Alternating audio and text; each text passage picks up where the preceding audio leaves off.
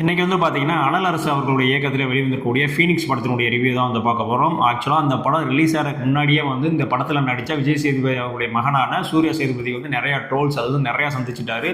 ரொம்ப ஆட்டிடியூட் பண்ணுறாப்புல அப்படி இப்படின்லாம் நிறையா வந்து சுவிங்கெல்லாம் போட்டுட்டு ஒரு மாதிரி சுவிங்கம் ஸ்டார் அப்படின்லாம் சொல்லி நிறையா வந்து ட்ரோல்ஸ் சந்திச்சிட்டாப்புல. இருந்தாலும் அதுக்கப்புறம் அந்த ட்ரோலுக்குலாம் அப்புறம் அந்த படம் வந்து ரிலீஸ் ஆயிருக்கு. ஸோ இந்த படம் வந்து எப்படி இருக்குது, நல்லா இருக்கா நல்லா இல்லையா, அவர் உண்மையில் நல்லா நடிச்சிருக்காரா அப்படின்ற மொத்த விஷயத்தையும் வந்து இப்போ வந்து பார்த்துடலாம். முதல்ல வந்து இந்த படத்தினுடைய உண்மையான ஸ்டோரி என்ன அப்படின்னு பார்த்தீங்கன்னா, படத்தினுடைய ஆரம்பத்திலே வந்து சூர்யா சேதுபதி வந்து அரெஸ்ட் பண்ணி இந்த மாதிரி ஜெயிலில் வந்து அடைக்கிறாங்க. எதுக்காக அப்படின்னு வந்து பார்த்தீங்கன்னா, அந்த ஊரில் இருக்கிற எம்எல்ஏ வந்து இவர் வந்து கொண்டுறாரு. இது எதுக்காக கொள்றாரு அப்படின்னு வந்து பார்த்தீங்கன்னா, அவருடைய அண்ணனை வந்து அவங்க கொண்டுறாங்க. ஸோ அதுக்கு வந்து ரிவெஞ்சாக தான் வந்து இவர் போய் வந்து எம்எல்ஏ கொண்டுறாரு.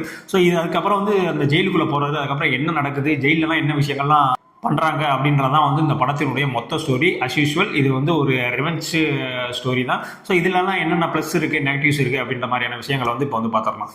படத்தினுடைய மிகப்பெரிய ப்ளஸ் என்ன அப்படின்னு வந்து பார்த்தீங்கன்னா, வேல்ராஜ் அவர்களுடைய சினிமாட்டோகிராஃபியும் சாம் சிஎஸினுடைய மியூசிக் தான். ஸோ அப்படி மிரட்டலாக இருக்கும். ஸோ இந்த ரெண்டுமே இணையிற அந்த காம்பினேஷன் இருக்குல்ல, ஸோ அதுதான் வந்து படத்தை வந்து ஒரு பூஸ்டப்பாக வந்து ஒரு வேறு லெவல் வந்து காட்டுது. அதாவது ஒரு பெரிய பட்ஜெட் படம் எப்படி இருக்கும், ஸோ அந்த மாதிரியான ஒரு லுக்கு, அந்த மாதிரியான ஒரு கிளாஸியை வந்து எது தருது அப்படின்னு வந்து பார்த்தீங்கன்னா, அந்த வேல்ராஜினுடைய சினிமாட்டோகிராஃபியும் சாம் சிஎஸினுடைய மியூசிக் தான். அதுவும் வந்து செகண்ட் ஹாஃப்க்கு மேலாம் வந்து சாம் சிஎஸினுடைய அந்த பிஜிஎம் வந்து சும்மா தெரிக்க விடும். ஏன்னா படத்தில் வந்து ஃபைட்டு சன் சீக்வன்ஸ் தான் வந்து அதிகம். ஆக்சுவலாக நார்மல் சீன்ஸை விட ஃபைட் சீன்ஸ் தான் வந்து அதிகம். இப்போ 2 மணி நேரம் படம் ஓடுது அப்படின்னு பார்த்தீங்கன்னா, 1 மணி நேரம் வந்து சண்டை காட்சியிலேயே வந்து படம் ஓடிட்டு இருக்கும்.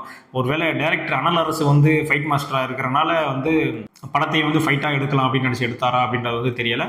மேக்ஸிமம் படத்தில் 50% ஆஃப் படம் என்ன இருக்குன்னு பார்த்தீங்கன்னா ஃபைட்டு தான் இருக்குது. ஸோ அதுவே வந்து மக்களுக்கு வந்து நிறையா வந்து ஒரு போர் அடிக்கும். ஏன்னா ஒரு சீன்ஸ் கூட ஒரு எமோஷனலாக இல்லை, ஒரு கனெக்டிவிட்டியாக இல்லை, சும்மா சண்டை போட்டுக்கிட்டே இருக்காங்க அப்படின்றதுக்காக வந்து இது வந்து ஆக்ஷன் படம் அப்படின்ற மாதிரி சொல்லிட முடியாதுல்ல. ஸோ அந்த ஒரு விஷயம் வந்து ஒரு மாதிரி சலிப்பு தட்டிக்கிட்டே இருந்துச்சு. சூர்யா அவர்கள் ஓகே, விஜய் சேதுபதியுடைய பையன் எப்படி ஆக்ட் பண்ணியிருக்காரு அப்படின்னு வந்து பார்த்தீங்கன்னா, படத்தினுடைய ஃபர்ஸ்ட் ஹாஃப் ஃபுல்லாகவே வந்து பார்த்தீங்கன்னா மிஞ்சி போனால் ஒரு 3 டைலாக் பேசியிருப்பாப்புல, அவ்வளோதான் பேசியிருக்காப்புல. செகண்ட் ஹாஃபில் வந்து பார்த்தீங்கன்னா ஒரு 20-25 டைலாக் பேசியிருப்பாப்புல. ஸ்டண்ட்டு நல்லா வருது, அவருக்கு ஸ்டண்ட்டு நல்லா பண்ணுறாரு, அந்த மாஸ் சீன்ஸு. ஸோ அதுக்கெல்லாம் வந்து அவர் பர்ஃபெக்டாக இருக்காப்புல. ஆனால் இந்த ஆக்டிங் வாய்ஸ், இந்த டைலாக் டெலிவரி இதில் வரும்போது தான் வந்து இன்னும் கொஞ்சம் மெச்சூர் வேணுமோ, ஸோ இன்னும் கொஞ்சம் நல்ல திரைக்கதையெல்லாம் தேர்ந்தெடுத்து நடிச்சிருக்கலாமோ அப்படின்ற மாதிரி வந்து ஒரு தோணுச்சு. ஏன்னா ஒரு ஃபஸ்ட் டைம் ஒரு டெபுட்டாக வந்து ஹீரோ வந்து இன்ட்ரோ ஆகுறீங்க அப்படின்னா, நீங்கள் எல்லாத்தையும் கவரும் வகையில் வந்து ஒரு படத்தில் ஒரு கான்செப்டில் இருந்தீங்க அப்படின்னா தான் நீங்கள் போய் ரீச் ஆக முடியும். எடுத்தோடனே வந்து ஒரு ஆக்ஷன் ஃபிலிம், ஒரு மாஸ் ஃபிலிம் அப்படின்லாம் வந்து நான் உள்ளே இறங்குறேன் அப்படின்னா, எல்லாமே சண்டையாக இருந்துச்சுன்னா எத்தனை ஃபேமிலி ஆடியன்ஸ் வந்து பார்த்துருவாங்கன்னு நினைக்கிறீங்க? கண்டிப்பாக வந்து வாய்ப்பு இல்லை. ஸோ கதை செலெக்ஷன் பண்ண விதத்துலையும் சரி, அவருடைய அந்த ஆக்டிங் ஸ்கில்லையும் சரி, இன்னும் கொஞ்சம் இம்ப்ரூவ் வேணும் அப்படின்றதான் வந்து என்னுடைய கருத்து. இது என்னுடைய பெர்ஸ்பெக்டிவ்ல வந்து நான் சொல்கிறேன். ஸோ மற்றவங்களுக்கு வந்து இது வேறு மாதிரியும் தோன்றதுக்கான வாய்ப்பு வந்து அதிகமாக இருக்குது. அது மட்டும் இல்லாமல் படத்தில் வந்து காக்கா முட்டையில் நடிச்ச விக்னேஷ் நடிச்சிருக்காப்புல, தேவதர்ஷினி அவர்கள் இருக்காங்க, வரலட்சுமி அவர்கள் நடிச்சிருக்காங்க. ஸோ எல்லாருமே வந்து பார்த்தீங்கன்னா அவங்களுக்கு கொடுக்கப்பட்ட கதாபாத்திரத்தை அந்த அளவுக்கு வந்து சிறப்பாகவே வந்து செஞ்சு முடிச்சுட்டாங்க.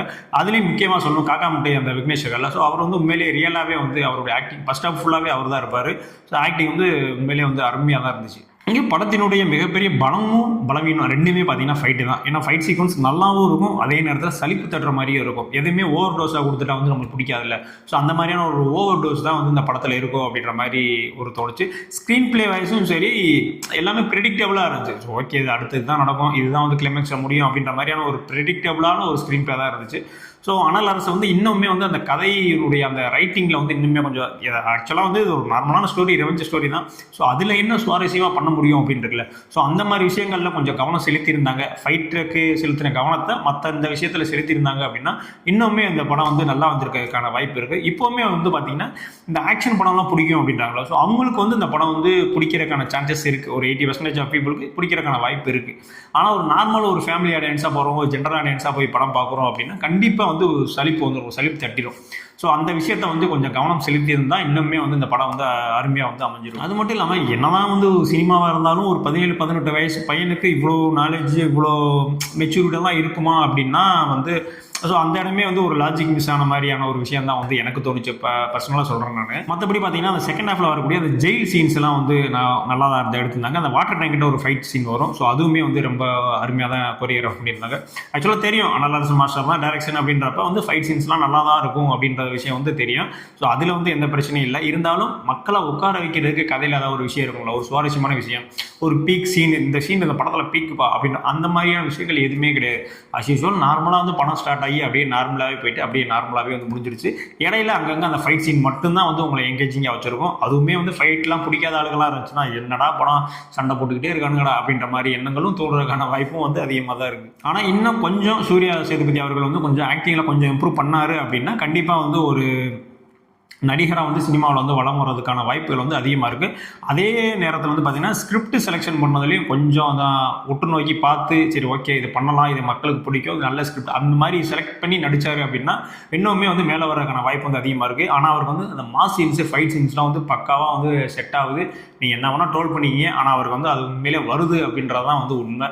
ஸோ இந்த படத்தை வந்து பார்க்கலாமா வேணாமா அப்படின்னு கேட்டால் நீங்கள் வந்து ஃபைட்லாம் பார்ப்பேன், ஆக்ஷன் மூவிலாம் பார்ப்பேன் அப்படின்னா உங்களுக்கு பிடிக்கிறதுக்கான வாய்ப்பு இருக்குது. மற்ற ஃபேமிலி அண்ட் நியூட்ரல் ஃபேன்ஸ்லாம் போய் இந்த படம் பார்த்தாங்கன்னா உங்களுக்கு பிடிக்கிறதுக்கான சான்ஸ் மிக மிக குறைவு.